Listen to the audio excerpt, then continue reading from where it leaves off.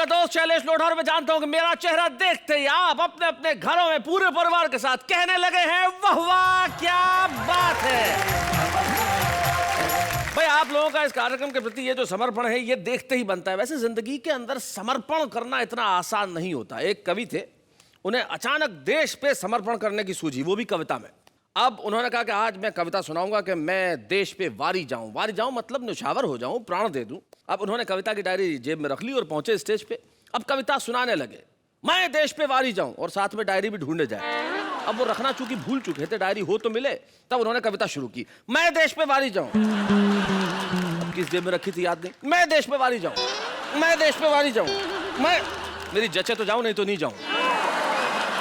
भाई जब डायरी नहीं मिली तो आदमी कैसे करे समर्पण। लेकिन हमारे कवि मित्र अपनी पंक्तियां जरूर समर्पित करते हैं। 4 लाइनें आपको समर्पित करता हूं। ऐसे ही एक कवि आए, माइक पे खड़े हुए और कहने लगे कि एक गीत आपको समर्पित कर रहा हूं। गीत सुनाना शुरू किया तो एक श्रोता खड़ा हो गया, बोले भाई साहब ये गीत तो गोपाल दास नीरज जी का है, आप कैसे सुना रहे हैं। बोले पिछले कवि सम्मेलन में उन्होंने मुझे समर्पित किया था, मैंने आपको समर्पित कर दिया। लेकिन हम लोग सारे के सारे लोग समर्पित हैं। देखिए अधिकारी रिश्वत को समर्पित हैं, नेता भ्रष्टाचार को समर्पित हैं, लड़कियां मेकअप को समर्पित हैं, हमारा युवा वर्ग मोहब्बत को समर्पित है, आप लोग और हम लोग हंसी और खुशी को समर्पित है। और वाह वाह क्या बात है, समर्पित है आप सभी को, वाह वाह क्या बात है। लेकिन बुलाते हैं हम उन्हें जो किसको समर्पित हैं वो खुद आके बताएंगे। मेरी को एंकर नेहा के मेहता।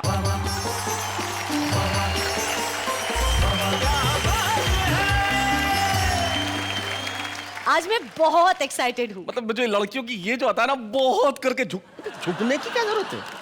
वैसे क्यों है आप इतने एक्साइटेड? हाँ मैं इसलिए एक्साइटेड हूँ कि आज का विषय है समर्पण। कितना सुंदर साउंड करता है, कितना समर्पण। और जीवन में अगर आदमी समर्पित हो जाए तो और अच्छा होता है ना। मैं भगवान से प्रार्थना करूंगा कि आप कभी कभी हिंदी कविता को, हिंदी किताबों को, भाषा को, ज्ञान को समर्पित हो जाएं। हाँ जरूर, ताकि हमारा और इस शो का दोनों का भला हो सके। लेकिन इस वक्त हम ये तालियां समर्पित करते हैं आपके लिए और कहते हैं वाह वाह क्या बात है। मैं बोला पत्नी से कि भिंडी जैसी नाक और मिर्ची जैसी उंगलियां हैं, सेब जैसे गोरे गोरे गालों पर कुर्बान हूँ। क्या बात। तो पत्नी ने गुस्से में कहा, कैसे पागल आदमी हो, पत्नी हूँ तुम्हारी या मैं सब्जी की दुकान हूँ। कि कुदरत के इंतजाम का सम्मान कीजिए और बालों की सफेदी को न नीलाम कीजिए। और ये प्यार मोहब्बत तो जवां दिल की चीज है, अब आप बुढ़ापे में राम राम कीजिए। एक बहू दहेज में बेलन घुमाती हुई ससुराल आई। सास ने देखा तो घबराई, बोली बहू बेलन ही लाना था तो चांदी का लाती, और सबसे पहले अपनी सास की खोपड़ी पर बजाती। बोली आगे से ऐसे ही बेलन लाऊंगी आपके लिए। अभी तो मैं ससुराल में पहली बार आई हूँ, इसलिए ये काठ का बेलन आपके काठ के उल्लू के लिए लाई। क्या बात है, बहुत अच्छा। एक लड़की जो है छज्जे पर उदास बैठी है, उसे देखकर लगता है कि वो कूदकर आत्महत्या करने वाली है। तो इस दृश्य को देख के अलग अलग कवि क्या कहेंगे। सबसे पहले मैथिली शरण गुप्त, हमारे पहले राष्ट्र कवि। अट्टालिका पर एक रमणी अनमनी सी है हो, किस वेदना के भार से संतप्त हो देवी का वो। धीरज धरो संसार में किसके नहीं दुर्दिन फिरे, हे राम रक्षा कीजिए अबला ना भूतल पर गिरे। क्या बात है। कवि ने कवि की करी बड़ाई, बड़ा अचंभा, पुलिस चोर से पहले आई, बड़ा अचंभा। और मंदिर से जब दर्शन कर हम वापस लौटे, सही सलामत चप्पल पाई, बड़ा अचंभा।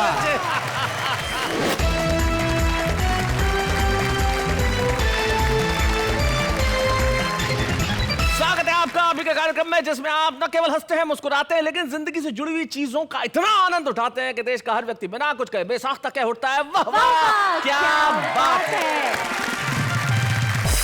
हमारे साथ हैं अलीगढ़ से आए प्रेम किशोर पटाखा, हम जोरदार तालियों से स्वागत करें। पटाखा।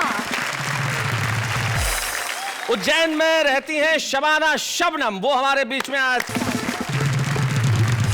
और हमारे साथ हैं खाचरोद मध्य प्रदेश के नारायण निडर। भाई क्या बात है, आप तीनों का स्वागत है। प्रेम किशोर पटाखा जी, सबसे पहले तो आपके नाम पे इन्होंने बड़ा आश्चर्य प्रकट किया। मुझे लगता है पटाखे को देख के फुलझड़ियां कुछ न कुछ कह ही देती हैं। खैर, ये नाम आपने पटाखा ही क्यों रखा? पटाखा का मतलब है पहले पटा फिर खा। ठहाके लगा फिर मुस्करा। अब कुछ कहने की आवश्यकता नहीं है, आपने बता दिया कि आप बड़ी जबरदस्त प्रतिभा के धनी हैं। नारायण निडर जी, आपकी शादी हो चुकी है? जी फिर भी निडर हैं? जी। ये चमत्कार कैसे? हुआ ये कि मध्य प्रदेश उज्जैन जिले की खाचरो तहसील का सिंगल चेचिस, दिखने में कटपीस, मेरा वजन मात्र 21 किलो। अच्छा। मेरी पत्नी का 121 किलो। मेरी पत्नी दिखने में हथनी। अच्छा। एक दिन मुझसे बोली कि बाहों में उठा लो, गले से लगा लो। हाँ। मैंने उससे कहा इसके लिए मेरे को 2-3 मजदूर करना पड़ेगा। जब आदमी समर्पण कर दे तो निडर हो ही जाता है। Actually. और जिस तरह से आपने बताया कि आपने मालती भाभी के सामने समर्पण कर दिया है, तो उसके बाद डर कैसा? तो आइए इस महफिल की शुरुआत करते हैं। पटाखा जी, आप क्या कहते हैं कि सबसे पहले किस पटाखे को आग लगाई जाए? जहाँ फुलझड़ी हो पटाखा तो छूट ही जाएगा। हम है पटाखा बीबी फुलझड़ी। क्या बात है, हम है पटाखा बीबी फुलझड़ी। बहुत अच्छे। बच्चे पटाखों की छूटे लड़ी। क्या बात? बाबा क्या बात है, आ गई घड़ी, लाइट चमकती चेहरे पर पड़ी। वाह वाह वाह वाह वाह, क्या बात है पटाखा जी, बहुत अच्छे। आप पटाखा हैं, बीबी फुलझड़ी है, तो बच्चे जमीन चक्री होंगे, सासू सूतली बम होगी शायद, तो घर में रस्सी बम, जमीन चक्री, फुलझड़ियाँ, राकेट, तमाम तरह की चीजें हैं। 1000 की लूम। वाह क्या बात है। ये जो आप नए नए शब्दों का प्रयोग करती हैं, ये जो लूम आप लेके आई हैं, 1000 की लूम, मैं सुन के गया झूम। भाई बहुत अच्छे। ये लूम और झूम को हम यही छोड़ते हैं और बुलाते हैं उससे जिनकी पत्नी का नाम मालती है और खुद का नाम नारायण निडर। जोरदार तालियों से स्वागत करें।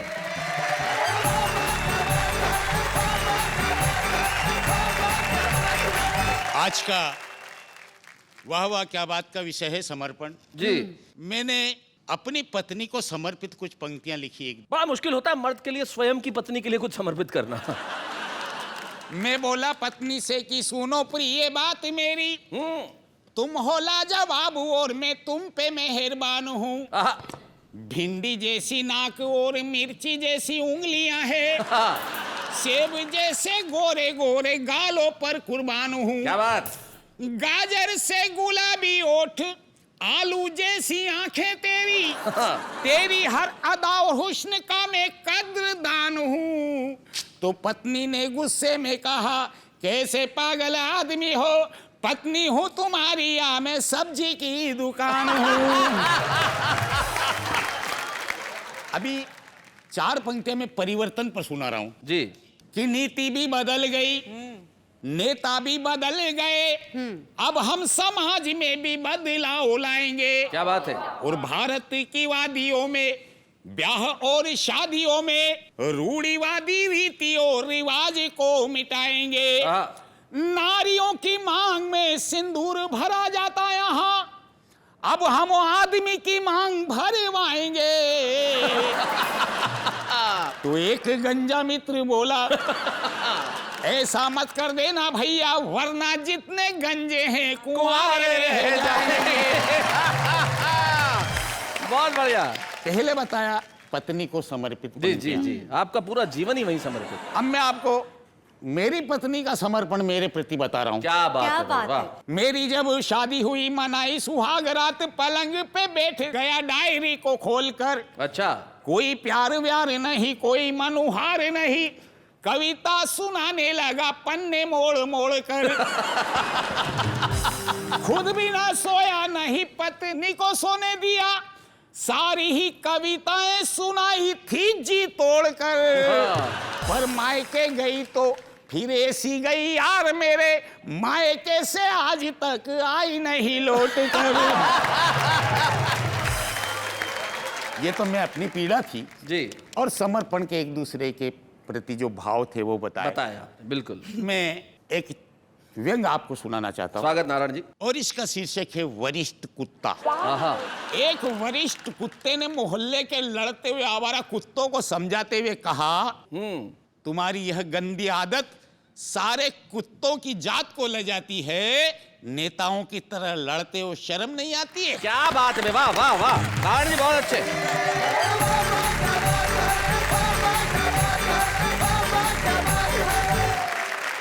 नारायण जी, आपका आपकी पत्नी के प्रति समर्पण और पत्नी का आपके प्रति समर्पण, भाई वाह वाह, क्या कहना है। आदमी यदि समर्पित हो जाए तो मोहब्बत करने लगता है, और यदि आदमी मोहब्बत करने लगे तो उसे समर्पित हो भी जाना चाहिए। हम एक ऐसी शायरा को आपके बीच में बुला रहे हैं जो मोहब्बत की भी बात करेगी और समर्पण की भी बात करेगी, जो शोलों की भी बात करेगी और शबनम की भी बात करेगी। शबाना शबनम, जोरदार तालियों से स्वागत करें।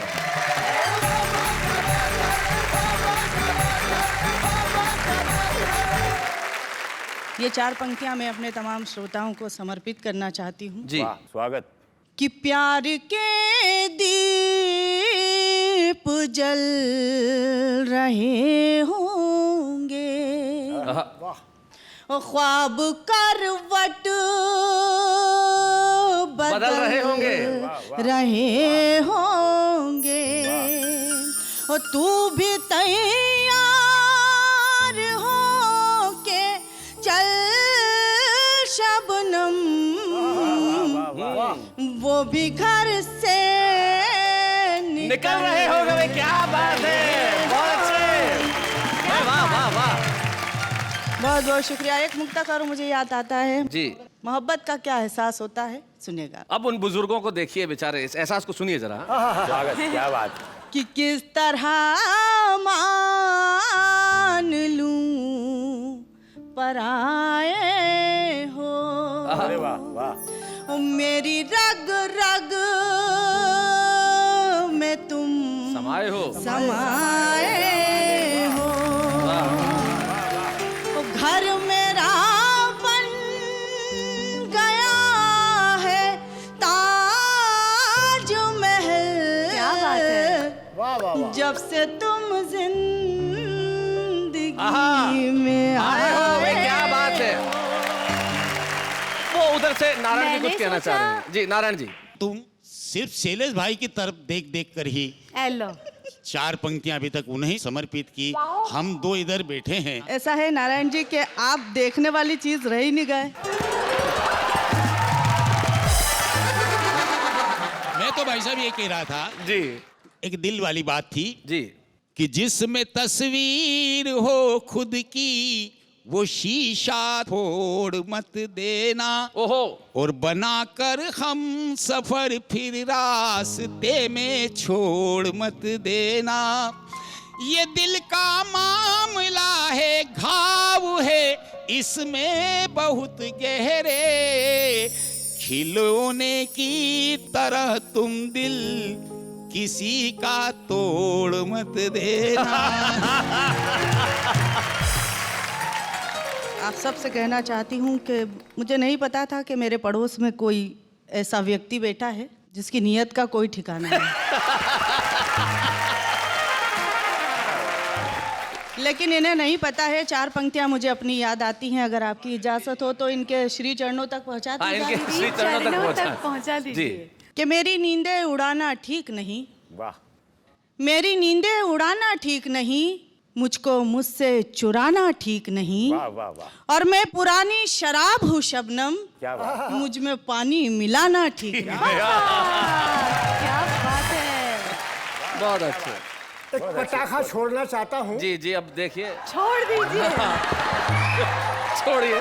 शैलेश जी, आज आपने मुझे किन लोगों के बीच बिठा दिया? शादी से पहले थे लवर, हाँ, शादी पर कहलाए वर, हाँ। अब है ड्राइवर। अब हम ड्राइवर से मिस्त्री हो गए हैं, अच्छे भले आदमी है, स्त्री हो गए हैं। हमारे आदरणीय हैं, बताती हूँ इन्हें क्या करना चाहिए, और ये गलत दिशा में जा रहे हैं। एक वाक्य ठीक कीजिए। दिशा में तो ठीक जा रहे हैं, गलत उम्र में जा रहे हैं। तो शैलेश जी, मैं वही प्रयास कर रही हूँ जी। कि इन्हें समझ में आ जाए इस उम्र में क्या करना चाहिए। जी। कि कुदरत के इंतजाम का सम्मान कीजिए, और बालों की सफेदी को ना नीलाम कीजिए, और ये प्यार मोहब्बत तो जवां दिल की चीज है, अब आप बुढ़ापे में राम राम कीजिए। एक प्रेमी की दास्तां सीधे सीधे आप तक पहुंचती है कि कभी गलियों में आए, कभी छत पे बुलाए, मुझे करे वो इशारे घड़ी घड़ी। वाह कभी गलियों में आए, कभी छत पे बुलाए, मुझे करे वो इशारे घड़ी घड़ी। कहाँ भागूं कहाँ जाऊं, कैसे पीछा मैं छुड़ाऊं, मेरे सर ये मुसीबत पड़ी पड़ी। कभी गलियों में आए, कभी छत पे बुलाए, मुझे करे वो इशारे घड़ी घड़ी।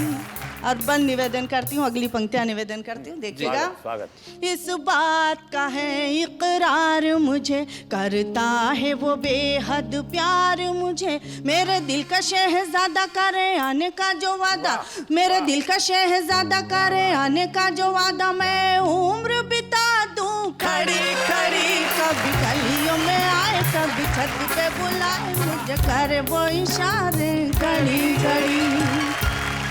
बुझ जाए ऐसी आग नहीं, ये सच्चाई है राग नहीं। मैं हूँ उसकी दीवानी, चाहे भेजो काला पानी। मैं हूँ उसकी दीवानी, चाहे भेजो काला पानी। सह लूंगी सजाएं कड़ी कड़ी। कभी गलियों में आए, कभी छत पे बुलाए, मुझे करे वो इशारे घड़ी घड़ी। वो सोने नहीं देती रातों को, सुनती ही नहीं मेरी बातों को। कभी रोके मेरी गाड़ी, कभी खींचे मेरी साड़ी। कभी रोके मेरी गाड़ी, कभी खींचे मेरी साड़ी। दो झील सी आंखें बड़ी बड़ी। कभी गलियों में आए, कभी छत पे बुलाए, मुझे करे वो इशारे घड़ी घड़ी। और गीत का आखिरी छंद आप तक पहुंचता है। स्वागत। कि ये नामो नसब शबनम अब क्या, इस प्यार में मजहब वजहब क्या। छोड़ू मस्जिद और शिवाला, मैं बना के उसकी माला। छोड़ू मस्जिद और शिवाला, मैं बना के उसकी माला। अपनी सांसों की लड़ी लड़ी। कभी गलियों में आए, कभी छत पे बुलाए, मुझे करे वो इशारे घड़ी घड़ी।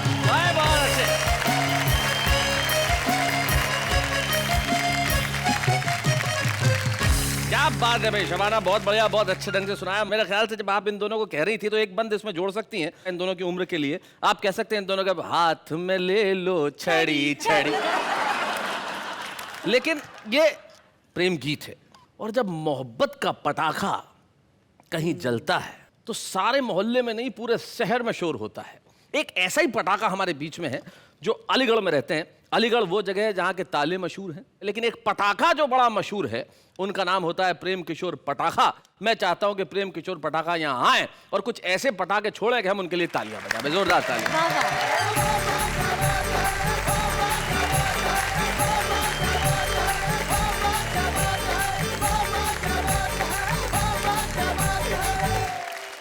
हमने इस तरह से जिंदगी में पहली बार किसी को धुन को इस तरह बाँचते देखा है, पटाखे को छूटते देखा है, फूटते देखा है, पहली बार नाचते देखा है। भाई क्या बात है, बहुत अच्छे।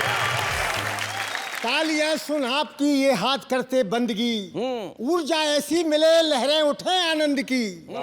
पांच जिसके तालियां हैं वही माला माल है, सच पूछिएगा जिंदगी में तालियां बस ताल है। क्या बात। शादी से पहले वेलेंटाइन डे, शादी के बाद बेलन तान दे। एक बहू दहेज में बेलन घुमाती हुई ससुराल आई। सास ने देखा तो घबराई, बोली बहू बेलन ही लाना था तो चांदी का लाती, और सबसे पहले अपनी सास की खोपड़ी पर बजाती। सुनकर ससुर जी ने टोका, नहीं बहू बेलन चांदी का नहीं सोने का लाना था, और सास की खोपड़ी से पहले अपने ससुर पर बजाना था। सुनकर बहू ने चरण छू लिए, बोली आगे से ऐसे ही बेलन लाऊंगी आपके लिए। वाह। अभी तो मैं ससुराल में पहली बार आई हूँ, इसलिए ये काट का बेलन आपके काट के उल्लू के लिए लाई हूँ। क्या बात है, बहुत अच्छा। अपनी पहलवान पत्नी से परेशान होकर पति बोला, हाँ। रे मेरे प्राणों की प्यासी, प्यासी? अच्छा हो मैं ये गृहस्थ छोड़कर हो जाऊं सन्यासी, चला जाऊं हरिद्वार या काशी। क्या बात। सुनकर पत्नी ने टोका, रे सत्यानाशी, अगर तू हो गया सन्यासी, चला गया हरिद्वार या काशी, तो अपनी आने वाली 1.5 दर्जन बच्चों की टीम किसके सहारे करेगा? अरे फ्रिज, टीवी, फर्नीचर, इनकी बकाया किस्त का तेरा बाप भरेगा? नेता यहाँ हमारे कण कण में बस रहे हैं, लहरा रहे हैं फंसा, जनता को डस रहे हैं। बहुत अच्छे। आस्तीन में छिपा कर रखते हैं ये पिटारा, सारे जहां से अच्छा हिंदुस्तान हमारा। वाह वाह वाह वाह। हम गुलगुले हैं इसके, ये गुलगुला हमारा, गुलगुला समझकर हम देश खा रहे हैं, अब शेष जो बचा है उसको पचा रहे हैं। क्या कहने माशा अल्लाह है हाजमा हमारा, वाह वाह। सारे जहां से अच्छा हिंदुस्तान हमारा। आहा आहा। नेता तो एक छुरी है, तरबूज है ये जनता। क्या बात है। जब भी छुरी गिरेगी नेता का काम बनता। क्या बात। यहाँ हारती है जनता, नेता कभी न हारा। वाह वाह। सारे जहां से अच्छा क्या बात, हिंदुस्तान वाह वाह हमारा। वाह। बहुत अच्छा। मुझे एक बहुत पुरानी कविता याद आ रही है जो मैंने कभी अपनी जवानी के दिनों में लिखी थी। अच्छा। पढ़ी लिखी पत्नी मिली और कोठी बंगलाकार, लेकिन साली के बिना समझो सब बेकार। समझो सब बेकार, व्यर्थ नोटों की माया, साली जीजा जी का रिश्ता अगर न पाया। कहे पटाखा व्यर्थ चले जीवन की चक्की, जाओगे ससुराल बैठकर मारो मक्खी। अक्सर कवि लिखते रहते हैं कविताएं निज घरवाली पर, हमने डायरेक्शन चेंज किया, कविता लिख डाली साली पर। आखिर यह भी उसका स्वरूप, आखिर यह भी पत्नी अनूप, पत्नी गर चमक चांदनी सी तो साली खिलती हुई धूप। आखिर यह कौन जड़ी बूटी बोलो यह किसका है प्रकाश, जो मुर्दों की है संजीवन, साली क्या है बस च्यवनप्राश। साली तो है स्वर की सरगम, पत्नी है केवल एक तारा। वाह, वाह, कितना भी उसे दुलार करो फिर भी चढ़ जाता है पारा। साली है सावन की फुहार, बनकर बरसे रसवंती है, हर शब्द बहे रस में लिपटा मोती की लड़ी उगलती है। पत्नी है पंचमेल खिचड़ी, साली रस भरी मरती है, जो सूखे से हाँ सूखे से रसगुल्ले में भी बूंद बूंद बूंद रस भरती है। भाई क्या बात है। बहुत पुरानी कविता का मुझे छंद याद आ रहा है जी। एक जमाना था जब हमारे जमाने में जूड़े चला करते थे, लंबे जूड़े, छोटे जूड़े, गुलदस्ते टाइप जूड़े, लेकिन अब वो जूड़े देखने को नहीं मिलते, लेकिन कविता आज भी जिंदा है। जी। लीजिए वो कविता के कुछ कटपीस जो मुझे याद है मैं आपको सुनाता हूँ। स्वागत स्वागत पटाखा जी। हंसता है कोई तो हंसता रहे, जूड़े में फिट गुलदस्ता रहे। वाह वाह। देखिए जूड़ों की लंबी कतार, आ गई जूड़ों की देखो बहार।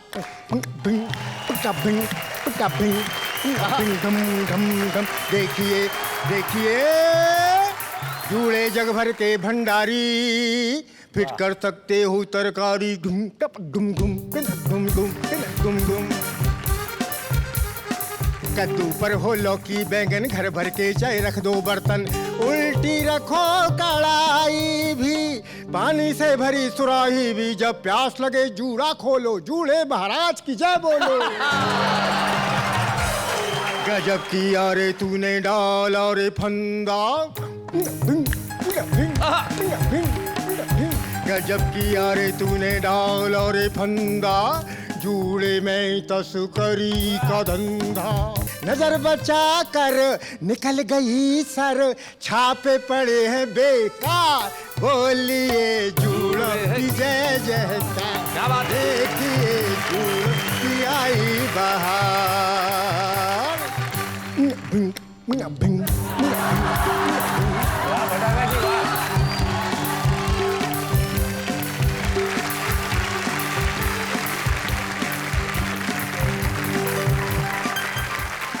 भाई बहुत बढ़िया पटाखा जी, आपने जो अपनी कविताओं के अंदर ये जो संगीत का प्रयोग किया अरबी में, भाई कमाल था। हमें पता था आप पटाखे हैं तो बजेंगे तो सही, लेकिन ऐसा बजेंगे ऐसा पता नहीं था। और जो आपने पत्नी और साली की तुलना की तो मुझे प्रदीप चौबे की दो पंक्तियां याद आ गई। वो कहते हैं कि साली ने जीजा से कहा कि मैं पास हो गई हूँ, मिठाई खाओ। जीजा जी बोले थोड़ी और पास हो जाओ। तो ये जो रिश्ता है कमाल का है, धमाल का है, और मैं जानता हूं ये कमाल और धमाल यहां जारी रहेगा, क्योंकि कमाल और धमाल कुछ ऐसा हो रहा है हमारे समर्पण एपिसोड में जो बड़ा विशेष है। हमारे एक ऐसे कवि मित्र, हमारे एक ऐसे कवि गुरु, हमारे कुल के ऐसे शीर्ष नाम जो दुर्भाग्यवश दुनिया में नहीं है, लेकिन कवि कभी मरता नहीं है, वो हमेशा अमर होता है क्योंकि उसकी कविताएं जिंदा रहती है। और उनकी कविता आज हम सुनेंगे एक ऐसे कवि के द्वारा जो न केवल उनका साथी रहा, मेरा साथी रहा, बल्कि हमने बहुत समय साथ बिताया। और जब उनकी कविताएं गूंजेगी इस देश में तो निश्चित तौर पे पूछेंगे कि आप वो कौन है। मैं बताऊंगा उनका नाम, लेकिन इस वक्त एक अल्प विराम।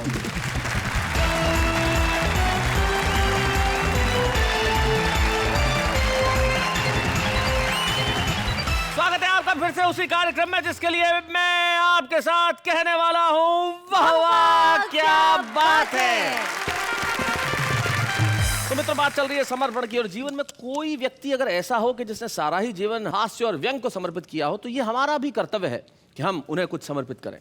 हास्य के क्षेत्र में निर्विवाद रूप से पिछले कुछ दशकों से अगर कोई सर्वश्रेष्ठ नाम रहा तो वो श्री ओम प्रकाश आदित्य का रहा, जो दुर्भाग्यवश हमारे साथ नहीं रहे, लेकिन शरीर इस दुनिया में न हो पर शब्द हमेशा रहते हैं।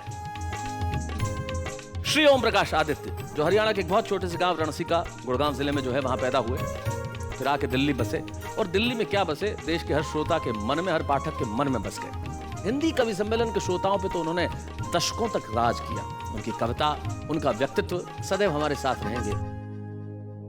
इस कविता में मात्र कल्पना आप ये करें कि मैं इस समय यहाँ नहीं हूँ आपके स्टूडियो में, मैं संसद भवन के बाहर खड़ा होकर ये रचना पढ़ रहा हूँ। जी। इधर भी गधे हैं, उधर भी गधे हैं, जिधर देखता हूँ गधे ही गधे हैं, गधे हंस रहे। वाह वाह, देखो गधे हंस रहे, आदमी रो रहा है, हिंदुस्तान में ये क्या हो रहा है। एहसान हम पे है भारी गधों के, हुए आज से हम पुजारी गधों के। मैं दुनिया को अब भूलना चाहता हूँ, गधों की तरह फूलना चाहता हूँ। घोड़ों को मिलती नहीं घास देखो, गधे खा रहे हैं च्यवनप्राश देखो। क्या बात है।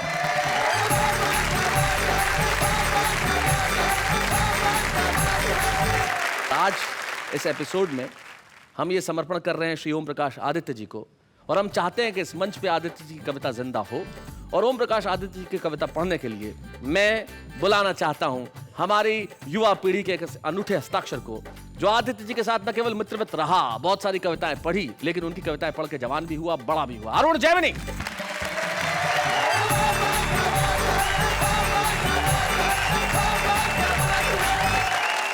आपको एक छोटी सी जानकारी भी देना चाहूंगा, ओम प्रकाश आदित्य जी ने भी अपने जीवन में अपने वरिष्ठ कवियों को समर्पण किया था। क्या? और किस तरह से किया था? एक हिंदी कविता की एक विधा है सिचुएशन। सिचुएशन उसे कहते हैं, अब आदमी एक दृश्य की कल्पना करे और उस दृश्य की कल्पना में ये कहे कि भाई इस दृश्य पे अन्य कवि कविता लिखते तो कैसे लिखते। मैं चाहता हूं आदित्य जी की अगर सिचुएशन कविता आप सुना सकें तो हम उन तमाम कवियों की स्मृति कर लेंगे जो आज इस दुनिया में नहीं। बिल्कुल, मैं कोशिश करता हूँ। आदित्य, ये सिचुएशन इसमें यह है कि एक लड़की जो है छज्जे पर उदास बैठी है, उसे देखकर लगता है कि वो कूदकर आत्महत्या करने वाली है। हाँ। तो इस दृश्य को देख के अलग अलग कवि क्या कहेंगे। सबसे पहले मैथिली शरणगुप्त, हमारे पहले राष्ट्र कवि। स्वागत। अट्टालिका पर एक रमणी अनमनी सी है हो किस वेदना के भार से संतप्त हो देवी का वो। धीरज धरो संसार में किसके नहीं दुर्दिन फिरे, हे राम रक्षा कीजिए अबला ना भूतल पर गिरे। क्या बात है। काका हाथरसी जी। गोरी बैठी छत पे कूदन को तैयार, नीचे पक्का फर्श है भली करे करतार। भली करे करतार ना कोई दे दे धक्का, कि ऊपर मोटी नार के नीचे पतरे कक्का। कह काका कवि राय अरी मत आगे बढ़ना, उधर कूदना मेरे ऊपर मत गिर पड़ना। गोपाल प्रसाद व्यास जी मथुरा के रहने वाले थे, बहुत मस्त थे। वो कहते तो कैसे कहते, छत पर उदास क्यों बैठी है, तू मेरे पास चली आ रही। हाँ, चली आ रही। जीवन के सुख दुख बढ़ जाएं, कुछ मैं गाऊं कुछ तू गा रही। क्या बात। तू जहां कहीं भी जाएगी, जीवन भर कष्ट उठाएगी, यारों के साथ रहेगी तो मथुरा के पेड़े खाएगी। भाई बहुत अच्छे। भवानी प्रसाद मिश्र जी। ऐसा लगता था कि जैसे बात कर रहे हो जी। गिरो, तुम्हें गिरना है तो जरूर गिरो, पर कुछ अलग ढंग से गिरो। गिरो ऐसे गिरो जैसे सीमा पर गोली खाकर सिपाही गिरता है। वाह। ऐसे गिरो जैसे बूंद गिरती है सीप में और बन जाती है मोती। पत्तियों पर ओस की बूंद की तरह गिरो, ऐसे मत गिरो जैसे किसी की आंख से कोई गिरता है। हाय हाय हाय हाय हाय, क्या बात है। ऐसे मत गिरो जैसे किसी की आंख से कोई गिरता है। गरीब की झोपड़ी पर मत गिरो बिजली की तरह, किसी के गम में रो के गिरो, किसी की हो के गिरो, कुछ करके गिरो, फिर चाहे जी भर के गिरो। और श्याम नारायण पांडे वो कहते तो इतनी वीर रस की भाषा में कैसे कहते, ओ घमंड मंडनी अखंड खंड खंडनी, वीरता विमंडनी प्रचंड चंड चंडनी, सिंगनी की ठान से आन बान शान से, मान से गुमान से तुम गिरो मकान से। तुम गिरो मकान से, तुम नगर नगर गिरो, तुम डगर डगर गिरो, तुम गिरो अगर गिरो, शत्रु पर मगर गिरो। क्या बात है, वाह वाह वाह। और हमारे नीरज जी एक रुबाई में क्या कहते हैं, गोपाल दास नीरज जी, यो न हो उदास रूपसी तू मुस्कुराती जा, मौत में भी जिंदगी के फूल कुछ खिलाती जा, जाना तो हर एक को है एक दिन जहान से, पर जाते जाते मेरा एक गीत गुनगुनाती जा। हाय हाय हाय हाय हाय। और अंत में सुरेंद्र शर्मा जी क्या कहते जी, के कर रही है छज्जे ते नीचे कूद है, तो पहली मंजिल से क्यों कूदे चौथी पे जा, जैसो कि बेरो तो पाटे के कूदी थी। क्या बात है। अरुण, बहुत बहुत धन्यवाद आपका ओम प्रकाश आदित्य जी की रचना यहाँ सुनाने के लिए। और निश्चित तौर पे मेरे लिए ये बड़ा ही अद्भुत क्षण है। आज हम वाह वाह क्या बात है कि इस मंच पे पहली बार किसी कवि का मरणोपरांत सम्मान कर रहे हैं। दो पुत्र हैं उनके, आलोक और प्रभात, और प्रभात आज यहाँ उपस्थित हैं। मैं चाहता हूँ कि प्रभात इस मंच पे आएँ और हमें ये मौका दें कि हम आदित्य जी की स्मृति को सम्मानित करें। ये आदित्य जी के लिए, आदित्य जी अगर होते तो हम उन्हें पहनाते, ये उनके लिए।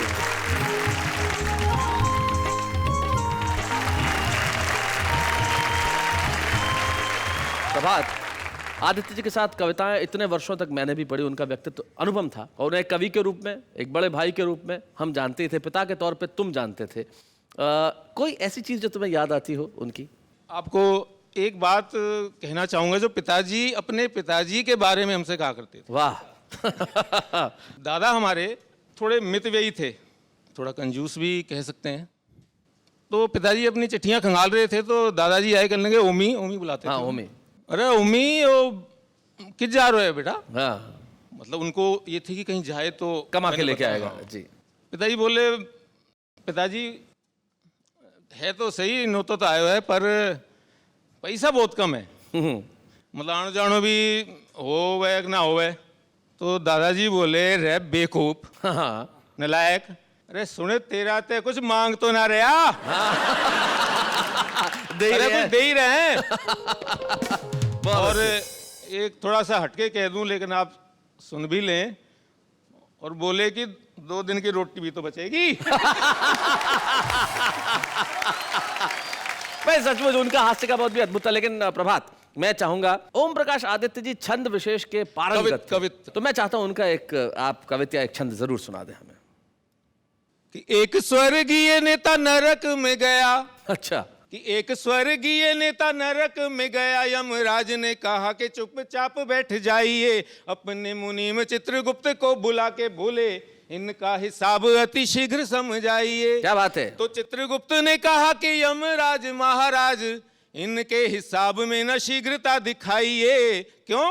कि 5 साल में जो इनने है कारनामे किए, उन्हें बतलाने को 50 साल चाहिए। मैं चित्रगुप्त को चैलेंज करता हूं कि इनके 100 साल में अगर बैलेंस टैली कर दे तो। आदित्य सूर्य होता है और जब सूर्य उगता है तो प्रभात पैदा होता है। एक सूर्य उगा और प्रभात यहाँ पे आए और उन्होंने स्वीकार किया ये सम्मान श्री ओम प्रकाश आदित्य के लिए।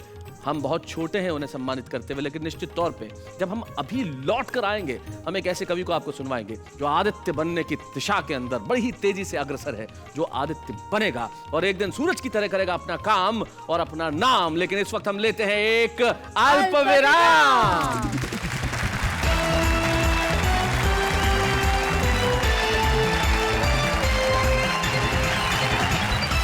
है आपका वाह वाह क्या बात है। और मैं जानता हूं कि आप इस वक्त बेताब है ये जानने के लिए कि कौन है आज का छुपा रुस्तम। बताएंगे लेकिन मैं जानता हूं कि जैसे ही हम यहाँ आते हैं नेहा के दिमाग में हमेशा कोई ना कोई सवाल जरूर होता है। आ गया जी बताएं। शैलेश जी ये बताइए कि आम आदमी के जीवन में समर्पण का क्या महत्व होता है? भाई आम आदमी के जीवन में तो समर्पण ही समर्पण है। जैसे शादीशुदा आदमी पत्नी को समर्पित, हाँ अविवाहित गर्लफ्रेंड को समर्पित, हाँ दफ्तर में जाए तो बॉस को समर्पित, बॉस से काम हो जाए तो फाइलों को समर्पित, और फाइलों से कोई काम न हो तो अपनी किस्मत को समर्पित। बेचारा आम आदमी करे क्या समर्पण के सिवाय। लेकिन जब समर्पण ज्यादा काम नहीं करता तब आम आदमी भी कविताएं करने लगता है। कैसे? देखते हैं ऐसे। काश मैं एग्ज़ाम रिजल्ट का प्रीमियम भरवा देता तो मैं हर एग्ज़ाम से पहले इंश्योरेंस भरवा देती। अगर पास हुए तो ठीक है, वरना इंश्योरेंस क्लेम करवा देती। चाहत भी अपनों से ही मिलती है, राहत भी अपनों से ही मिलती है। अपनों से कभी रूठा ना करो, मुस्कुराहट भी अपनों से ही मिलती है। आसमान है खुला खुला, सितारे है हसीन, मेरी छुट्टियाँ ख़त्म हो गई, मुझे नहीं आ रहा यकीन। लिखो तो पैगाम कुछ ऐसा लिखो कि हर कलम रोने पर मजबूर हो जाए, हर लफ्ज़ में वो दर्द भर लो कि पढ़ने वाला नींद की गोली लेकर सो जाए। प्यार की गाड़ी में कभी पंचर नहीं होता। प्यार एक ऐसी गाड़ी है जिसमें 2 से ज़्यादा कभी पैसेंजर नहीं होता। आइए अब बुलाते हैं उन्हें जिन्होंने संकल्प किया कि मैं कविताएं लिखूंगा और इतनी शानदार कविताएं लिखूंगा कि सारी दुनिया में जाना जाऊंगा। आज वाह वाह क्या बात है कि मंच पे वो आएंगे, सुनाएंगे और कल सारे लोग कहेंगे कि भाई सुरेश मिश्रा जी क्या बात है। आइए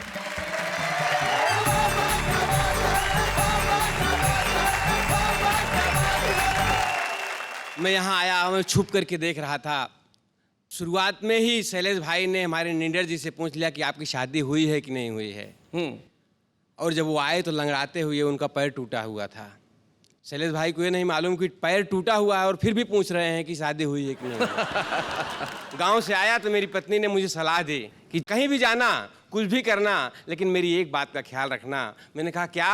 तो उसने गा के सुनाया कि लोकल की गाड़ी से जाना नहीं, कभी भूल के परदेसी मेरे सैया पढ़ती हूँ पैया, मुझे याद रखना कभी भूल न जाना, लोकल की गाड़ी से जाना नहीं, कभी भूल के चर्च गेट वीटी में चढ़ने जाओगे, भीड़ों में दबकर पी पियाओगे, दादर में लोकल पकड़ोगे सैया जी, कुचलेंगे सब लोग तुम्हारे पैया जी। अंधेरी हो या थाना है जाना माना, भागती है पब्लिक यहाँ हो के दीवाना, लोकल की गाड़ी से जाना नहीं, कभी भूल के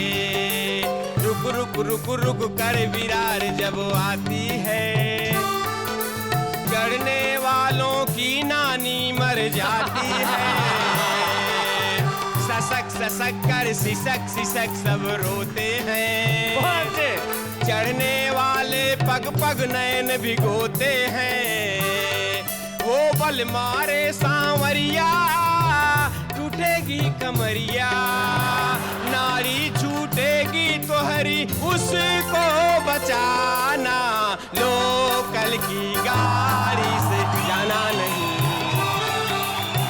कभी भूल के।